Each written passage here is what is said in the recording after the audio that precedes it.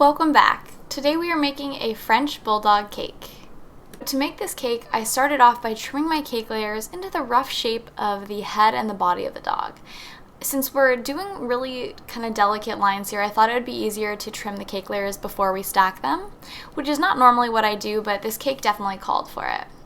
So once my cake layers were in the right shape, I began to stack them.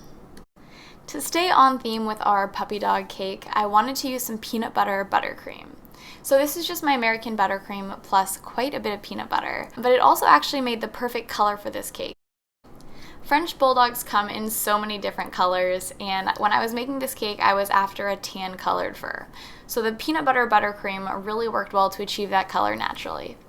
Once my cake layers were stacked, I covered the entire cake with a thin coat of that peanut butter buttercream just to lock in any crumbs and start to create a nice sturdy base for the head of our cake. As I'm doing this, I'm having a pretty light touch and I'm really gently working the frosting between the layers. To smooth it, I used my favorite tool on sculpted cakes, an acetate sheet, and then I inserted 2 thick bubble tea straws into the cake. So these are going to be what helps support the head of the cake once it's assembled. I chilled the cake in the freezer for about 10 minutes, and then I added on a second thicker layer of frosting. So once I felt like I had spread the frosting all around the cake, I used my acetate sheet to smooth it out and also my offset spatula to get into some of those nooks and crannies.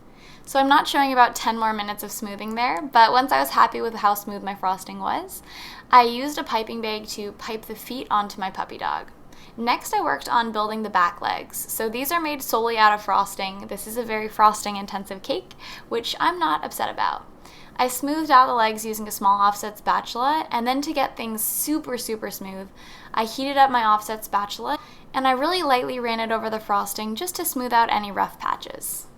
I then popped the cake into the freezer to continue to chill while I worked on the dog's head. So I carved these cake layers as well just to make it a bit easier to shape, and I'm using the same peanut butter buttercream between 3 6-inch cake layers. Initially, I was worried that the head was going to be a little bit too flat, but with all the buttercream between the layers and the 2 layers of frosting around it, it actually turned out to be a really great size. So once the cake layers were stacked, I covered the cake in a thin crumb coat, which I then smoothed using both my small offset spatula and of course my acetate sheet.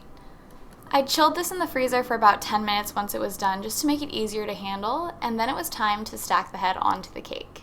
I know this is a bit unconventional, but I actually took the head off of the cardboard that it was built on so I could easily slide it on. So this is almost a tiered cake, but it's not really supported the way a traditional tiered cake is. And my rationale for this was just with all the buttercream that I was going to be adding to secure this and make it a smooth seam between the head and the neck. I just felt like that top cake tier was going to stay in place, and it also is pretty small. Those are 6-inch cake layers, so it felt like it was structurally sound. However, if you're worried about this, you can totally build this on a cardboard round and build this just like a traditional tiered cake. I really had to use a lot of frosting to connect the head to the body and create some semblance of a neck, and it took quite a bit of smoothing with my acetate sheet to get it to a place where I was happy with it. Once I really felt like it was smooth, it was time to start working on our puppy dog's face. I started with its eyes and I used 2 small circle cutters to create them. I was definitely after more of a cartoonish look here, and my inspo for this cake literally was a cartoon of a French Bulldog. I'm sure that will come through once you see the finished cake. So once I added a little bit more life to the eyes with some small white dots, I began to work on the puppy's nose. So for this, I wanted it to be nice and small to play up that cartoon look, and I just used a tiny bit of black fondant to make it. I used the same circle cutters to make the mouth, and I used a little bit of pink fondant to add a tongue to it. While it may look like I just have a bunch of scraps all over my cake board, they're usually for something. So this little bit here I added to the nose to make it kind of look like it was shining, like it was a wet puppy dog nose.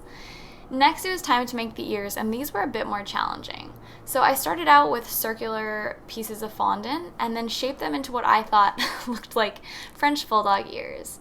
I added some toothpicks to help them easily be inserted onto the top of the cake, and then I topped that with some pink fondant. Next, it was time to add these onto our cake. I always start with the eyes because I feel like that's really what kind of determines the rest of the face, and once those were in place, I added the nose. Ironically, I ended up taking off the nose while I was working on the puppy dog's snout, but once I had smoothed that into place, I added the nose back on as well as the mouth. Then it was time for the ears, which were a bit scary because I rolled my fondant a little bit too thin. Luckily, they were strong enough to stay in place though, and they held up well as I frosted them with some more peanut butter buttercream. As you do this, just have a really gentle touch because you know that they're only supported by toothpicks, so you just need to be careful. I smoothed the frosting using a small offset spatula, and then I wanted to add some shading to the snout and the ears. To do this, I just used a little bit of cocoa powder and I really carefully dusted it over those areas. Be careful as you do this because cocoa can come off your brush and get onto your cake, which is a pain to have to try to wipe away. It's doable, which you can see I was able to do here, but it's not fun. So just be careful as you do that. And that is the final step. Our French Bulldog cake is complete. So it was kind of sad to cut into this cake because he was so cute, but I do love peanut butter, so I was really ready to taste test this cake. So there you can see we have a perfect little slice of our French Bulldog cake, and he still looks just as happy even though we cut him. So thanks so much for watching, you guys. I hope you enjoyed this tutorial, and hopefully I'll see you guys again soon.